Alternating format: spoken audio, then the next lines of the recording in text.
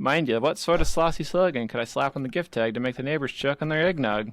Keep it on the slide, just a cheeky hint. The preamble. The preamble's good. Hello. Hello. I'm always aware whenever I edit this, like, how asleep I sound for the first, 10 minutes. Which makes sense. You're just rolled out a quieter bit. usually. Takes me a while to, warm up. So, hello. In the moment, I don't notice it. Maybe people listening Yeah. they're disconnected enough. I don't notice that you sound sleepy or I'm always kind of shocked when I think about it afterwards. Like, how does he do that? Rolls out of bed. Less than an hour later, he's talking to me. The power of coffee.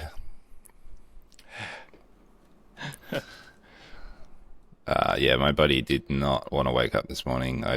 I'm late because I turned off my 5 a.m. alarm. I was going to come in and plug the robots in and jog them around before we went on the air, but my body was just like, hell no, you're not. Go back to sleep, idiot. Yeah. So then Right. thankfully one of the children stirred and I woke up and was like, whoop, sorry, Justin, I'm on my way. Yeah. So here we are. Yeah. Just a quick apology to all that listen. We collectively had a bit of technical and timing gaffes last week. If you're looking for a normal show release, we messed it up. Well, they had one person message me and say they caught it, but Yeah. so Yeah. Robots. robots. It is, yeah. It's been a How are the robot babies? saturated week for me. They're here. They're on my floor. It's crazy. Saw some stories. 2 crane trucks later. I pulled the kids out of school yesterday. I chucked them in the van, still asleep at 6 a.m. And we drove down to Melbourne once, unloaded a crane truck, drove back here, unloaded, then threw them back in the car. They were less enthusiastic about the second trip. We already did this once. What do you Yeah, mean? that's like Do we get what is chippies that? again? At least 6 hours of driving. They'd been in the car for about 12 hours by the time 13 hours by the time we got home. On and off, it was a long day. Yeah. So yeah, 2 trips, loaded, unloaded, loaded, unloaded. Truck driver was pushing his hours, he wasn't allowed to go back to Melbourne last night, so he had to stay here. Otherwise, he would have exceeded his logbook hours. So we'll pay a little bit extra for that, but it was just good to get it all done and dusted in one day. Yeah, but they're sitting out there. I'm very excited. They're in your shop. Yeah, I saw Johnny wheeling them around on a pallet jack, and I was like, "Holy moly!" Yeah, that's real. surprise. Yeah, the 2 big ones we just landed on pallets, and then the third, Abe, the one with the HSD spindle, was the last one to land last night, and it shipped on its monster robo pallet, this sort of 1800 by 1800 steel construction, Yeah, that which was is crazy. incredibly heavy in itself. So now my poor little forklift just, you put the tines in this assembly and it's like, no, No, I don't know what to do. don't do I'm it. sorry. The back wheel's just spinning. I can't turn. I can't lift. So Do you ever have an yeah. imagination of hydraulic fluid shooting out everywhere when you use a forklift? 'Cause I do, Sometimes, yeah, especially how old mine is. I have had those thoughts. So I'm not sure what to do about that. I did manage to drag it in the end. I got the pallet jack under one end of it and the forklift under the other end and kind of dragged it across the shop vaguely into the direction where I wanted it. But I think I'm just going to have to sling the robot off the pallet get it off the pallet because the pallet's adding too much weight. And then maybe I'll be able to shuffle. Yeah, that's the main one I want to bolt down first, so I need to work it out. I've bought some 3-ton slings. I've bought all the monster chemset bolts to bolt them back into the floor. We had some delays yesterday actually because I'd already cut all the bolts off Abe and Abby to get them off the slab. But when the crane truck went to lift them up, he was like, "These are glued to the floor. They're not coming up." I was like, "Oh shoot!" So we had to Glued. all the chem set stuff. It just kind of spooged out the holes and like was gluing the mounting plates to the floor. Oh, right. So like an epoxy around the the epoxy chem set stuff, bolts. the masonry bolts, concrete bolts. So that was a bit of a mission trying to pry those off, but we got there. Yeah, it's happening, man. It's happening. How much did the crane trucks cost you? You have any idea yet? Yeah, I thought he was pretty reasonable. 150 an hour. It was a full day. It was going to be about $1,500, but then he was staying here the night, so I don't know. I expect to pay a couple of grand. That's actually For two really trips. I cheap, think that's honestly. pretty reasonable. That's less than my crosstown YCM move. Yeah, right. So yeah. I would like to move all of my machines in Australia. I got lucky with a friend who recommended him because initially I was looking for riggers and I couldn't find any that wanted to even quote. And then this guy was like, "Oh yeah, we moved a machine once, and this dude with a crane truck just put a Bridgeport like way back in a back awkward corner, and he was quite happy to like give it a go." And it's like, that's the guy I need. And yeah, he was great. Wow, interesting. So there must be a decent, like I can't imagine those things can lift like the biggest of machines, but for robots, maybe not. Yeah. Perfect sense, especially considering they're like kind of compact. Yeah, it was amazing. Like he picked up Tiny from across the room, like 5 meters away, and just went whoop, pop That's onto super the cool. truck. It's like sick. That's like cheating in rigging world, right? Like usually they're like skating it around, getting underneath it. Oh, there was no skating. That's amazing. So yeah, Cool. I will Sparky in. Yeah, I've got Sparky coming on Monday to put in 2 more 32 amp outlets against the wall where they're going. And yeah, what else? And the plan is Dunno. to have 3 or 2 right away. Two. Yeah. Yeah, It's yeah. overwhelming, I bet, to like imagine more than 2. Like It is. It is for me. It's like, Like, what do I do with more than 2 robots?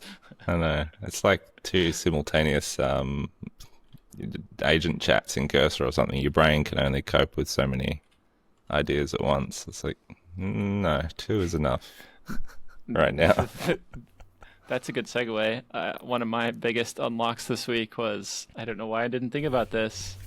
You can have more than one concurrent Cursor chat windows. How? And they can work in the same project. How can they not on just mess each other up? relatively the same things, and it worked fine. I don't know if they know what the other's doing, or I just got lucky, but You I guys was talking like, to each other? is it- Because you're being too cooperative. I don't know. That's amazing. I was, there's a decent amount of waiting in some of the stuff I'm working on, and I'm really not frustrated by that genuinely, because I sit back and think, like, as I'm sitting here watching this thing spit code out, it's working faster than any human can really work. Whether it's correct every time, that's up in the air. But like, now that I can do 2 at once for 4 cents a request, like, that's just can't crazy. believe they're working on the same thing. That's awesome. Yeah, I had no You'll idea have to until- show me the secret sauce of how to do that. So Just clicked admitted, another little chat you just- button. really okay. So admittedly, Nothing like secret. I've been running production after hours and or moving robots all week, so I've done a shit job of keeping up with your little code updates that you've been sending me. I've been My dumping apologies. you a lot of junk. Yeah. No, It's not junk. It looks exciting. You're obviously making progress. Pretty good. Yeah. What?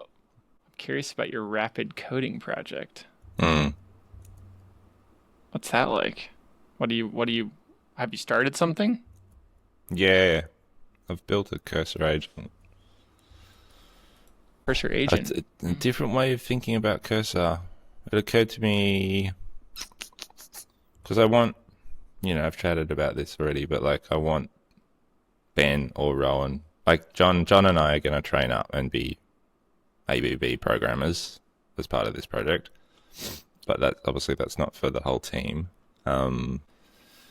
So John and I can program and do whatever, ideally get them to do whatever we need them to do. But I would also like other operators in the shop to be able to walk up to Oh. Abby, the sanding robot, and say, "Hey, Abby, today I'm sanding this." And it's a little bit different. It's a bit like this part, but it's different in these ways. And Abby goes, "Oh, cool," and writes some rapid code on the fly.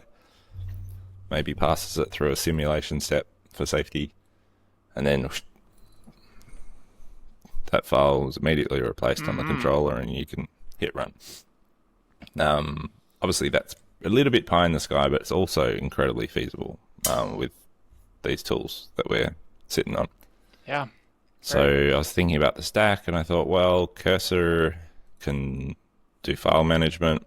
I can have Cursor overwrite a file that is on the network somewhere, potentially even on the robot controller, or through a simple automation could sync to the robot folder just through folder automations. And so I was like, right, okay, I haven't done much like multi-file stuff in Cursor, but let's start with like a knowledge base, and I'll give it like a YAML file that's like, these are all theoretical at this stage, but like, these are all your tools, these are your work offsets, this is your environment, these are kind of your known data that you're allowed to use and reference when you're writing new programs. So it's not just making shit up. There's a bunch of README files and best case rapid. This is good rapid code in this example. This is rapid code that's actually been written and has run on this robot. And then your job is, I'm going to walk up to start a new chat and go, hey Abby, today we're sanding a thing that's blah, blah, blah, blah, this size. And then you overwrite the job file, the program, with new rapid code to do that. And, it basically works. I've had some simulation issues because I'm passing it through RoboDK at the moment, which is just some free, amazingly, simulation software. And a lot of the time, so far, it's wigged out, and it's like it hasn't liked the first position. And it's like, no, I can't move to that position. But then I've had other instances where it's got it right. So it's just, I need to fine tune it further. Basically continue to refine its rules that it's referencing of like, no, these are your sweet spots for movement. This is what we're trying to achieve. And like, it's just working through that and getting that reliable and safe. But I think it's actually very feasible to do. Yeah. Yeah. It's interesting, and it kind of connects to something that I was going to bring up this week, in that as I've been onboarding, basically done onboarding and finishing moving over to Help Scout, which is that new help desk thing I moved from Freshdesk, and I'm honestly like 98% confident in that was absolutely the right choice. So ever since, I've felt like we got everything moved, mostly with Cursor's help, migrating all those articles and things. I just feel like I have all the tools and they're faster to use to like respond to customers now than they used to be. Cool. Great. I'd say the AI drafting is definitely less impressive than I wanted it to be, and I think it'll get better because it's just pulling in a GPT-esque like tool, and it's like you can tell it's an older one. It's just not as good. So that's minor. However, what's been amazing as I'm trying to like do different things with like variables in like the way that I can respond to a customer, or like these little workflows, they have a chat bot built in. It's the same tool used on the front end of our website that you can use as AI, and it uses all Help Scout's information, right? Like their documentation. For me, a customer of Help Scout. And it is phenomenal. It scours through all their documentation, and I can just ask very like normal questions we would use an AI for. How do I make the beacon, is what they call the little widget, automatically open as a text link on my Shopify page? And it just dumps me in the exact code I need in this AI answer tool on the side of the page. But it's the same tool. Like, it's the AI chat that goes on the front end of my website. It would just have my information, my help desk information, my documentation. Your rag. Yeah. So nobody's really been using that yet, and I think because they've been so shitty, honestly, so often when people get introduced to this kind of thing, I have that reaction too of like, I don't want to talk to an AI, that's stupid, I just want to talk to a person. But like, it's been like genuinely easily the best version of this I've seen, and I didn't expect that. I didn't think that part would be very helpful. Is this the docs search function that's on your website right now? It's currently baked in? Yes. Do you see the thing at the top says AI chat or something like that? AI answers? I went to docs. AI answers, not AI answers. Yeah, all right. Cool. Yeah, I need a narrow dust boot for focused flow. I wish I could touch type. See what it's going to fail, right, as you try this, probably. Our Slim Brush 2.0 brush plate is narrow with better focus and fewer obstructions. Did it give you a link to it? Come on, sell. Almost swore at it then. Did it give me a link? Sources, will it improve? Can you just say upgrade? Well, I guess ask what you want, but say like... It linked me to the Laguna dust boot. That's kind of weird. On your competitor's website? I'm joking. Well, right. No, it did give me a link. It did give me a link to it. Yeah, I'll screenshot that for you. What I think is interesting is, we've always seen the promise of these things, I think, but they've just been so, like, one shot, like, did I get to the right answer? And then it, like, makes you start over. It's not contextual conversation. And it's, like one of the first times I've had a help tool that's not just GPT, be contextual, be, like, it's actually indexing my website, like actual Shopify, as well as the documentation that we've moved over from Freshdesk. So it's like, I don't know, it's just kind of shocking to me. It's like actually useful. Yeah, cool. And this is part of this new overall package that you're using. That's just what they use for, like, you can either chat or email us or just search for documentation or try this AI answer thing. If there's any way of training, like, kind of pop up. Yeah. Can you train it in any way or give it more input? That's a good question. Yes. Could for instance, you give it feedback and say, hey, you're not really giving the customer a direct call to action. You're just telling it what its sources are. You're not saying click here for this product, which is what it's doing to me now. It's like, it's not being very salesy. They haven't given it a lot of, let's see, I can change the tone. That's literally, I can add what its sources are, and then I can change the brand tone, I guess. And give it more articles to be Justin.com. part of the source. Right. More Justin. I want more Justin. Come on. Sweet. But I think I imagine they'll give it some more. Yeah. It's just interesting. I can see the statistics of like how people are using it, and nobody's tried the AI chat yet of all the things. And I'm like, I kind of understand why. Like, you just expect those. Nobody to suck. does. Yeah. So I don't know. It's been useful for me internally, which is kind of funny. I didn't expect that at all. Very nice. Very nice. Nice. How is the product side of the business going?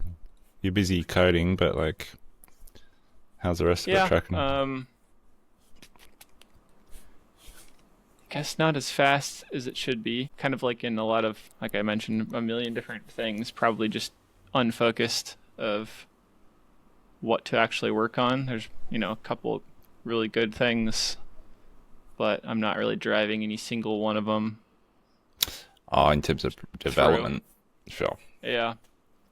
Got probably a little distraction with that A1 mini bamboo. Oh, A1, not the mini. The print farm. Bad news Has it? is No. it's an interesting concept. It's pretty poorly executed. Okay. In terms of like, I sent them back a list Software. of questions. It's not complicated. It's just G code, right? It's like weights and like Yeah. movements. Yeah. And the way that it Positional. went together, some stuff has changed in the versioning of the mini, or sorry, I keep calling it the mini, the A1, not the mini. And so like some parts don't fit right that they've provided me, and you kind of have this like letter tray where the bed sit in, and then there's a part that covers the power cord as the bed slings back and forth, and they ram into each other pretty extensively. It basically causes like collisions that make the belt sound like it's skipping, and so it never actually pulls the new bed on, but it will kick the old bed off. And What my a fear success was if I'm not story. sitting here, I'm Yeah, just going to yeah. print on the non-covered bed. So Oh, God. I've killed it for now, and I've sent them feedback. Okay. So, I think where we could go from here, though, is interesting of like considering what it could be worth for it to work right. I think we can take this and modify what they've had, or like come up with our own little pieces that work better, because it's not like rocket science. Now that I've kind of wrapped my head around it, it's always easier to come to something second, right? So I don't know. It's So shelved for now, or are you gonna keep Yeah, fiddling? I'm gonna see what they say like about my problems that I come up with. I'm sure I'm not the only one. And then let's see. We're using the printer. It is tool tags little. We don't have an enclosure, so it's like not quite printing those ideally right now. So Yeah. we started some PLA products like the towers, and that actually printed really well. So it's in a minor bit of production for us at the moment, Okay. and Yeah. it's for 1/3 the cost of an X1. Like, I'm pretty happy with it, even if it's just a prototype and minimal printing for us. So yeah. Cool. I we had our first significant issue with our X1C this week with a blocked nozzle, blocked extruder. Sorry, and Right. it's the first time I've sort of actually got in there and started pulling things apart and trying to find a problem. And Yeah. the first pull apart was a bit like intimidating and like, oh, so many little pieces and screws. But it took me about 4 goes to find the blockage. I'd kept not going quite deep enough and then reassembling and trying Yeah. it. And I was like, no, it's still blocked. Right. Damn it. Pull it apart again. So by the 4th pull apart, I was like, wow, this is easy. And I'd already blown a couple of hours on it the other day. I just didn't have any more time. And then Laura came in Right. and spent the afternoon on it as well. She finally got it going, thankfully, because she's got wall-to-wall printing to do over the next week before she installs a sculpture. But it's a cool thing. Yeah. Like I appreciate how modular it is. A sense of like being able to jump onto the Bamboo website and go, yeah, I need more of that bit, and let's get some spare parts of that, and let me just buy a whole spare extruder head to just have in the drawer for next time, and so we can Right. get back online quicker. And it'd just be nice if parts shipped quickly, but otherwise, Ugh, that is my biggest concern. Usually, so we just keep extras of a lot of stuff Yeah. on hand, but we don't have everything. We don't have all parts. So No. I guess now that we have more than one printer, it mm, works, I suppose, better in that regard. But that was one of their big criticisms, I remember, of all the original maker heads that were like, oh, no, their parts are generic. They're all proprietary. So what happens if they don't want to, provide us good parts at a cheap price? And it's like, well, they never have done that, and they're actually pretty affordable. Like, they're definitely not trying to like do the car dealer thing where they're like charging you like I think crazy they're very well markups. It's priced. like Yeah. probably some money made, but realistically, they're not charging much. Yeah. And One thing that I haven't gotten into yet, but I do know that they've done a really cool thing with the A1s where that nozzle supposedly is like toolless changing, Mm, mm, which is really sweet. Like kind of the pinnacle to me of like user convenience. agreed. Yeah. Yeah. Very cool. That makes me think of, did you get all the tooling with the robots? Yes, I've got a box of tooling. Oh, I've cool. got a big I-beam, but built like this big I-beam with like tool holder. Mm-hmm. What are all those little plastic things where the ISO 30 just kind of pushes in sideways? It's probably Fork. the That's what we fork, call yeah. them. What you make. He'd made his own Mm-hmm. forks out of some plastic, bolted them Right. to this I-beam. So yeah, I got the I-beam with the tool forks. It's probably about 12 tool positions, and ISO 30 tooling for all of it, Yeah. and some just enormous like foam cutting tools, which I'll probably never use, that are as long as my forearm. And We'll see. we'll see. He tried to give me some foam, and I was just like, because he's got these enormous blocks in there, as big as my car. It's like, no, I'm a bit scared of it. I kind of, from a toxicity point of view, I'm not interested in Right. filling my space full of foam dust. I can smell it too. When I got in the van this morning to move it, so that I had some ducting in the back of the van that I'd pulled off the main machine. And I was like, that's that smell. It's like that urethane dust or something. It's like, nah, yuck. Yeah, that No stuff freaks me thanks. out. Yeah. So no intentions to do foam jobs at this stage. I mean, if you nailed the enclosure and the dust extraction and stuff and did an awesome job Yep. of all that, then maybe. But yeah, that's not certainly not my interest at this stage. Oh, I just thought of something sweet. This is like far beyond what you should be working on, but you could use one robot to film the other one working. Oh, the one's getting a camera for sure. Yeah, Tool change to camera. yeah, Oh, that'd be sick. I mean, I bought the essential accessory the other night. I got the rubber horse mask, that you see from classic meme oh, videos. God, yes. I almost suggested that to you, and then I was like, I had enough to think about.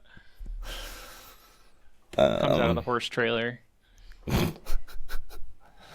That'll be fun. Yes, we shall see. What was I going to say? It's gone. Have you seen? I'll go a little off in the weeds here. Have you seen the Yeti vlogs?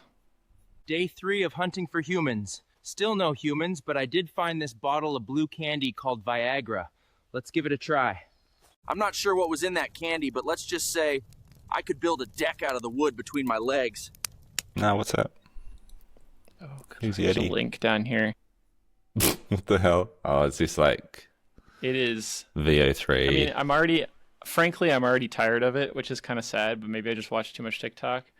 But some guy, I believe, found a way through, I want to say it's Google's tools to Yeah, it make looks like incredibly VO3. real videos of a Yeti vlogging his day, which is hilarious. It's like super bro voice. He's always getting into like drugs that he finds in the forest. And so then he showed everybody how to do it. And there's like 1,000 spin-off Yeti vlog things. I've seen a kangaroo or a wallaby that's like out in the bush with like a gun and a GoPro stick. It's it's just phenomenal, like how accurate and real it seems. Mm, And it is pretty funny to see a Yeti vlogging, like do like cooking tips and yeah. The voice how he, stuff how is he pretty amazing. Like now that they've synced voice to video, it's like, wow. Yeah, the the things that I see opportunities. that aren't perfect yet are between scenes the character changes slightly, but honestly not that much. Mm, Not as much as it used to or you would expect it to, because obviously they're probably different prompts and they're trying to yeah, like string them together, and they yeah. are incredibly accurate still. But like intra clip, it is dang near flawless like video, sound. It's really good. Very cool. Yeah, there's going to be a lot of meme junk videos coming out of that. It went from the first night I saw it, it was exploding on TikTok. Everybody was freaking out. Then the second day, when I looked at stuff again, there was already so many spin-off accounts that I was like, wait, this is a little bit, it's kind of the same, not quite the same. He looks different, like, and I was like, oh, that's a different account. Oh, that's another different account. It's just like all I was getting was Yeti videos from different accounts. There's beavers that are building like a construction site, and then he crosses them over, where like he also did an alien series. An alien crashes in the forest, and he's like doing a vlog too for some reason. And the alien one day just met up with the Yeti, and they're like, oh, and it's like they were doing a YouTube collab together, where they're like, hey, we're gonna do video together today. It's pretty funny. Like it definitely depends on the writing. Yeah, totally. Yeah. Oh dear, what are we in for? What are our children in for? Everybody was using the same joke comment, was like, I'm so getting scammed when I'm 60 by a Yeti. So what was I going to tell you? Yeah, I was going to tell you about my little application engineering side quest that's Apps kicked guy. off. Apps guy, I'm an apps guy. New business. New business, yeah. The contract. I can't remember how much I've talked about this or what I've told you, but our old customer who we don't work for anymore came back and said, "Hey, can you help us set up in-house manufacturing?" And I did like a day of advice consultation a few months ago.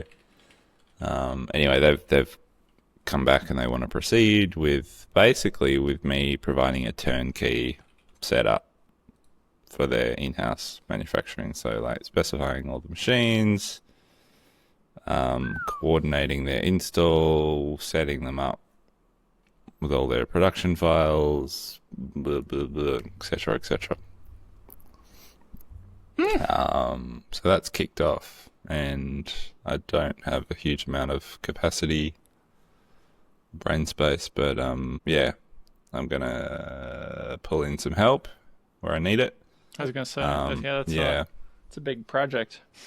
it is a big project, and I can't be boots on the ground in Melbourne doing that. So yeah, I'll pull people in to help with bits of it. But yeah, it's cool to sort of start thinking about it, and I do really enjoy that planning stuff around workshop flow and different ideas. Yeah.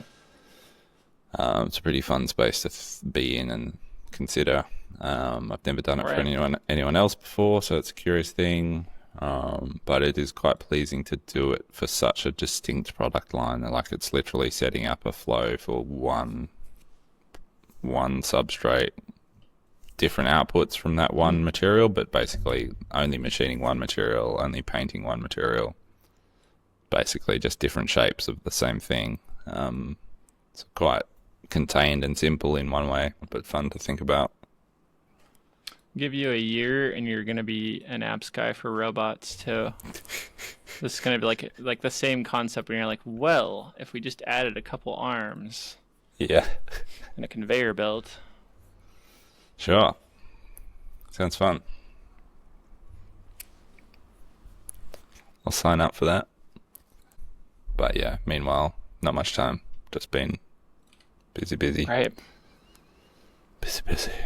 We had like 3 big jobs all land in the same 2-week period, so things have been pretty hectic here. I've done so many late nights that my body is complaining and threatening to get sick, I think. We shall see. Yeah, I know that feeling. I keep staying up kind of late, and then I'm like, oh, I'll go to bed a little earlier for once, and then my mini person wakes up at 4 in the morning, 4:48 in the morning, and I'm like, what are you doing? No sleep. Yeah, it's hard. Does he go back down? Sometimes. Enough Sometimes. times, but lately no. And he didn't sleep for a nap right now. Did you see this little video I made of Smed is just stuck in my head, and I did this little uh, upgrade that I had been wanting to do for a long time. Is like our little print station where we have the 3x1s at the shop. Especially Ricky, right? You know, you always see the inefficiency with other people's work, not your own, I feel like. And so we're rolling around I'm watching him like empty the beds, and I'm like, this is silly. We're walking around the bed to the laser cutter and then back, and then like you have to wait for it to cool down. It's like, oh, what if we just got more print sheets and put up a little like cleat on the wall where I can put bins. So you dump the trays off and immediately put a new one on, a new sheet, and start printing again, and then wait for the bed to cool down on its own. And then you come back, empty them when you go to do next cycle or whatever. And it literally went from like a couple minutes probably for each to like under 30 seconds to swap them. Not that we're like getting more prints out. It's just, I've been thinking mostly about it as like, you know, if you get 3 printers and each one, it was like 6 trips, right, around and back to each one. It just adds up to like a lot of weird wasted steps, even in a small area. So faffing around. Sounds a little bit silly, but I think it just feels better too. Like Ricky immediately was like, this is way better. And like you said, it's like I feel like employees are always the first to resist those kind of changes, even if it's small. And it takes a long time for people to be flexible and willing to just like, yeah, let's try it out, even if it sucks. And we'll try a new thing after that. And like eventually I feel like you kind of get them into their mind just like, all right, I accept we're doing weird stuff all the time, and like maybe it's gonna work, maybe it's not. And this one feels like a 1. Yeah. It's interesting. I haven't worked out how to make that click with because everyone's personality and sort of appetite for that stuff is so different. It feels like there's not just a one-size-fits-all SMED injection policy. No, absolutely like, not. Yeah. And that took me weeks to think about, of actually maybe months of like, this sucks. I don't like doing this myself. And then I finally was just like, kind of like in the tour video of Henry Holsters. It's like, I bought the new bins, but we had that cleat thing. It was just when you have the available tools, suddenly you can like, if you have all the stuff, I was like, well, I could just do this real quick and then it's done. Yeah, that's the sweet spot. No delay, no feeling like you're having to spend money to try out a weird idea. It's just like, no, let's just do it now. Right. Yeah, I love that stuff. Anyway, I love having all the ingredients to do that on hand. Like I've had moments in the past where I've been really frustrated with my team and their desire, which I understand this desire, but their desire to like purge the workshop and clean up stuff that they see no value in. Dude, that's great though, right? That is great at one level, but also my frustration with that in the past has been like when I'm in problem solving mode and there's a machine down or something's weird that needs quick action. Yes. That special cupboard of random shit that you see as as useless that you want to put in the bin, that's where I go first. And I'm like, I know in here there's a tub with one of those in it. And it's like in my brain, there's a little archive of all the little random things that I've collected over the years, and like I know that one day one of them is going to be useful. And so it's finding that balance of like kind of having some stuff on hand to be able to sort of execute in that way versus maintaining a clean, clear, workshop. So I don't know the answer. Right. Both have value. Yeah. I think when you go beyond 2 people, it gets maybe exponentially more complicated for that kind of stuff sometimes, because like I'm just thinking as you're talking, when it's Ricky and I often will create the chaos, and then he comes behind me and like makes it clean and tidy again, and I'm like, cool. Like, and I'm definitely aware of it, and I always like try to clean up the things, but I'm like, man, I'll come clean this up tomorrow or when I get back here. And like when I get back, he's already like found places for it, which is crazy too. Like reorganize, and he always remembers more than any person in my life. He always remembers where everything is, like where it goes to. Wow. And I'm always like, that's amazing. But if you have multiple people doing that, like you don't have that one memory. Yeah. Yeah, then it starts getting more complex. Yeah. Anyway, it's That's when it comes back to systems. If there's more people, yeah, then you need good systems. right, Um, right. Yeah. Yeah, like we've just got this minor thing at the moment, which really bugs me, of like, there's Makita battery tools kind of spread willy-nilly all over the shop, and there's some benches have chargers, some don't, and we've kind of lost all logic of like battery charging or even just like where to find an impact driver. Sometimes the other night I was wandering around the workshop going, oh my god, I know we've got like 4 Makita impact drivers and I cannot find a single one right now. Like, where the hell are they? Right. Yeah. And I did not fix that problem in the moment because I finally found one and then went back and did the job that I was trying to do. But yeah, there's definitely work to be done. That's tough, right? I did over purchase basically, or like tag them, or I've eventually we don't have a very big shop, but over time I've just added more.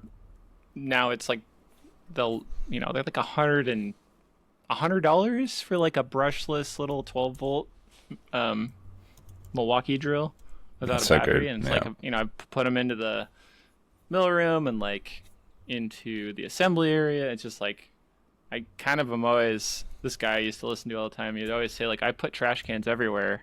Like if I put my hand Yeah. out and I expect to drop this piece of trash, I put a trash can there.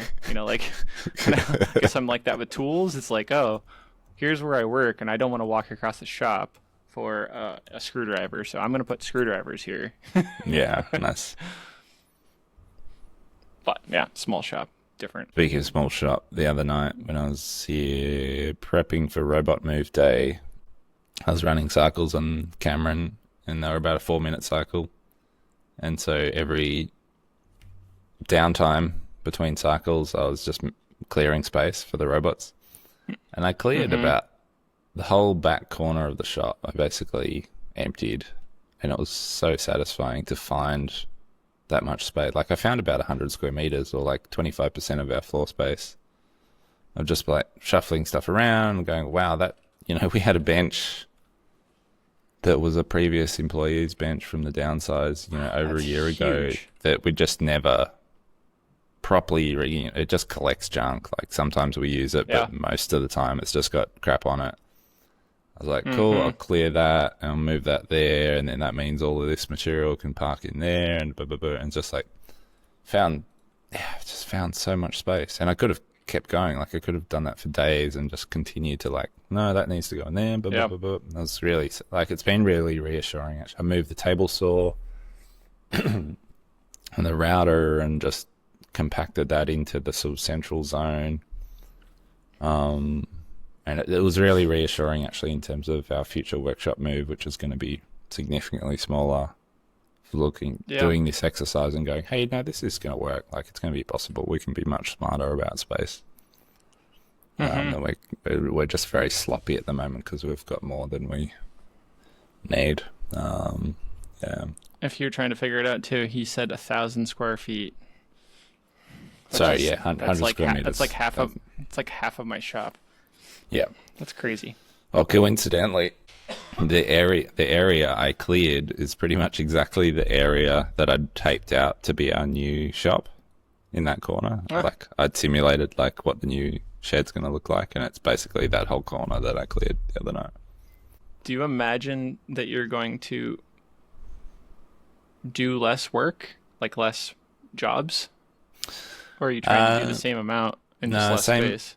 Same throughput, but it will have to be more focused work, so less random stuff. Mm-hmm. Like the job that I'm running at the moment after hours is like 850 panels for our acoustic panel customer. We just won't have the space for that. Like we won't have the space to bring in 20 pallets of raw material and put it in the corner and then Yeah. work through it over a few weeks. Like we're just Can yeah. can you like have outbuildings where you like containers where you put stuff into, or is that just too crazy? Maybe. Technically, no. With the home-based business rules, we're supposed to contain all business operations within that 100 square meters.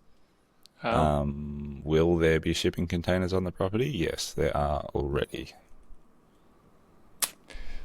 yes. Mm-hmm. Um, It's always in flux. It's like when the oh god, when the fire people come, the fire marshal, and they like want to inspect stuff. It's like you need to have like a button at the front of the shop where it's like, Ricky, clean up all the power cords. Fire marshal's here. I was having this fantasy the other night of installing an electric mechanical gate. Because partly Laura and I are a little bit nervous about increasing traffic at home and having kids out on the driveway and stuff and having trucks come in when there might be Yeah. kids running around. Like, let's just put a little simple gate. So, like, we get a buzz in the workshop. And we're like, oh, cool. It's the FedEx truck. Boop, let them in. Boop, gate goes up.